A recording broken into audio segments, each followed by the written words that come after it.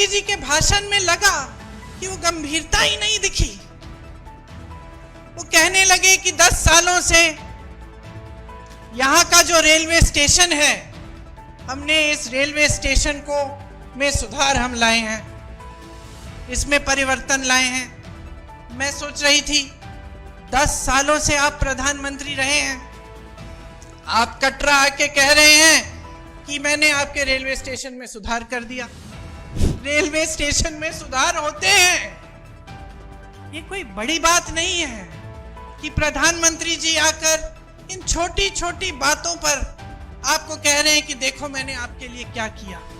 ठोस बात क्यों नहीं कर रहे हैं? जब उन्होंने आपसे राज्य का दर्जा छीना तो क्या क्या छिन गया आपसे?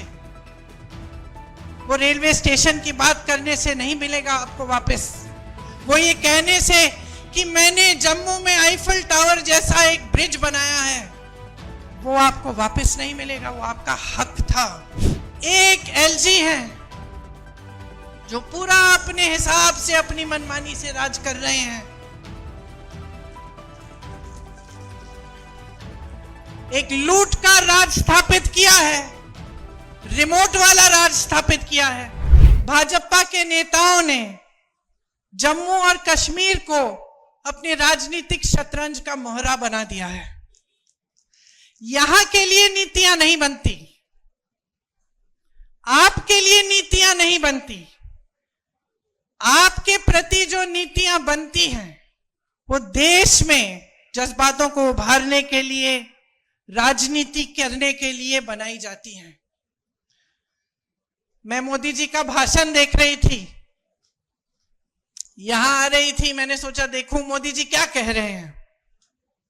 शायद कटरा का भाषण था। भाषण को सुनते सुनते मुझे ऐसा लगा कि जनता अपने नेताओं से क्या चाहती है। थोड़ी ईमानदारी, कम से कम थोड़ी तो होनी चाहिए,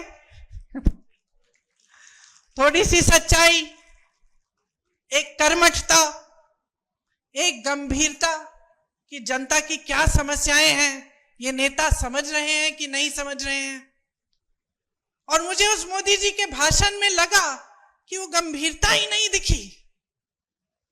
वो कहने लगे कि 10 सालों से यहाँ का जो रेलवे स्टेशन है, हमने इस रेलवे स्टेशन को में सुधार हम लाए हैं, इसमें परिवर्तन लाए हैं।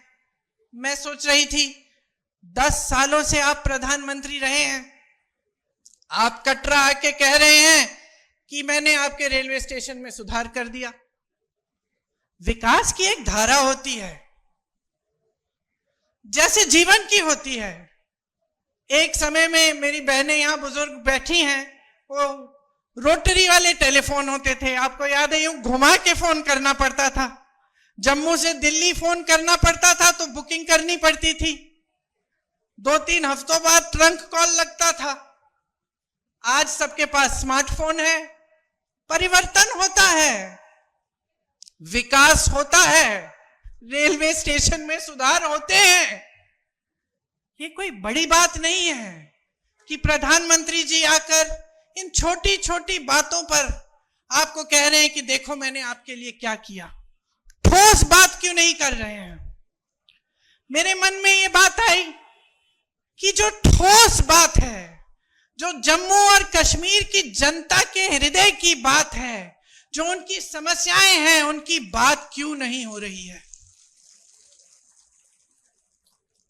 सच्चाई पर क्यों नहीं उतर रहे हैं हमारे प्रधानमंत्री कि जब उन्होंने आपसे राज्य का दर्जा छीना तो क्या क्या छिन गया आपसे?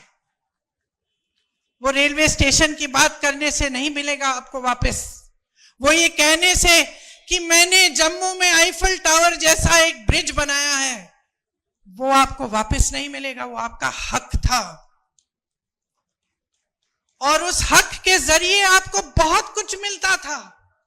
अपने जमीन पर हक, रोजगार पर हक, छोटे कारोबारों को मजबूत बनाने का हक, जो सारा आज आपसे छिन गया है। एक एलजी है जो पूरा अपने हिसाब से अपनी मनमानी से राज कर रहे हैं। एक लूट का राज स्थापित किया है, रिमोट वाला राज स्थापित किया है। आपको अपने हक नहीं मिल रहे हैं इस राज्य में। आपकी जमीनें लैंड बैंक बन रही हैं। किसके लिए?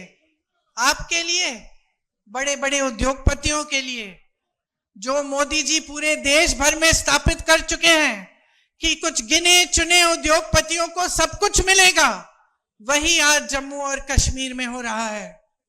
यहां रिलायंस के रिटेल स्टोर खुल रहे हैं, लेकिन ये जो छोटी छोटी दुकानें हैं, जो आपकी दुकानें हैं, आपके छोटे बिजनेस हैं, उनको मारा जा रहा है।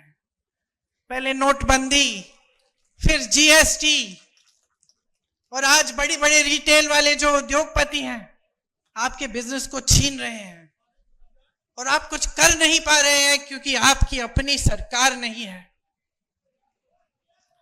नौकरियों का हक आपको मिलना चाहिए। यहां तमाम नौजवान खड़े हैं। मेरी बहनें मेहनत करके, परिश्रम करके बड़ा करती हूं।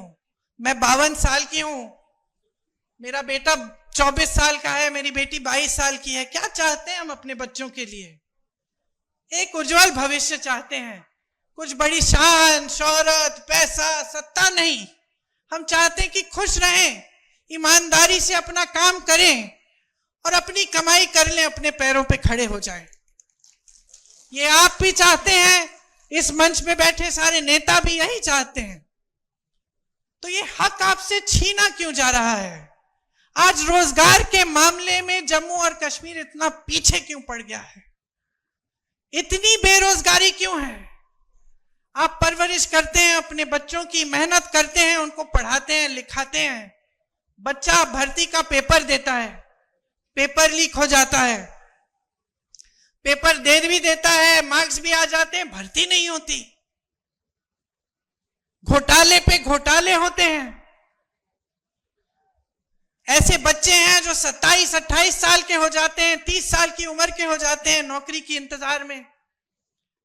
उनको खुद नहीं पता होता कि जब हमने भर्ती का इम्तिहान दे दिया है, हम पास भी हो गए हैं, तो क्या हम इंतजार करें? हो सकता है 6 महीने में नौकरी मिल जाएगी, हो सकता है 2-3 महीनों में नौकरी मिल जाएगी।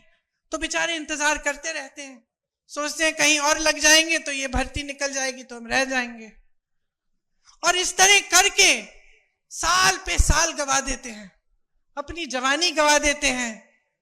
बच्चों की शादी नहीं होती, जब रिश्ता लेके जाते हैं कहते हैं कि भाई नौकरी नहीं है,